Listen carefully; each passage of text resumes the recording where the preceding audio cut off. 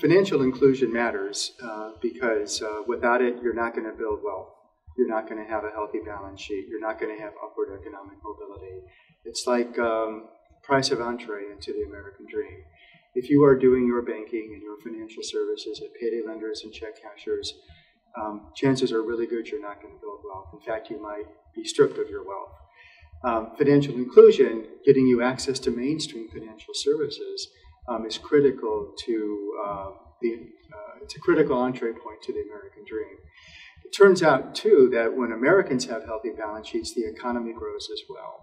We actually have real data that when Americans had weak balance sheets because of the recession, a lot of jobs were lost. As a matter of fact, 2 out of the 3 jobs lost during the recession were due to weak balance sheets, people paying down their debts and rebuilding their savings.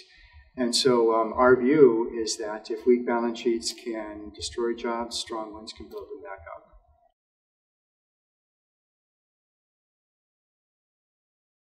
The Great Recession took a huge toll on the wealth of American families. $16 trillion was lost.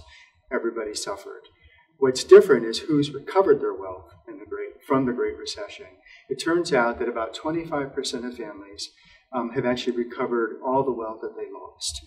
Those were white and Asian families, well-educated families, and older families. Typically, they were the ones who have recovered all their wealth. However, the 75% of Americans that are less educated, younger, and non-white have still to recover their wealth. So we have a very uneven recovery. Recovery's been strong for some families, but for most families, it's been very weak.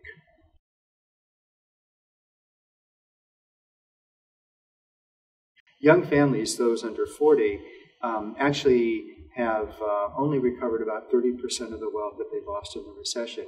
But if you go back 25 years, you'll see that younger families, unlike middle-aged and older families, are actually losing wealth relative to the same age group 25 years ago.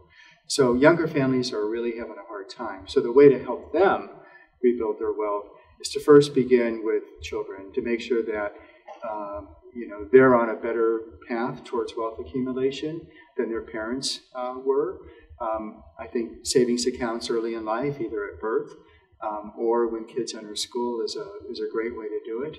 But for kids who are a little bit older, financial capability in schools, making sure that kids get to college and especially complete college without too much debt is really important. And then whatever we can do to strengthen their skills through workforce development can make a big difference as well.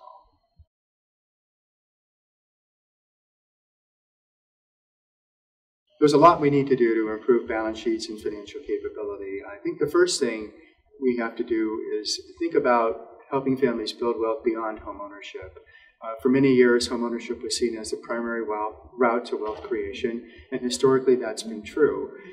Clearly that was not the case for a lot of families in the recession. So I think we still want to promote homeownership, but not necessarily as the first things that families would do to build wealth. Ideally, you want to help them diversify their balance sheets, some emergency savings, some college savings, some retirement savings, pretty low debts, and then you sort of work towards work towards buying a home. It's through wealth that you buffer yourself against shocks. It's through wealth that you have stability. It's through wealth that you have upward economic mobility. So the equation needs to include both income and assets if families want to move ahead. Lack of income means that you don't get by. Lack of assets means that you don't get ahead.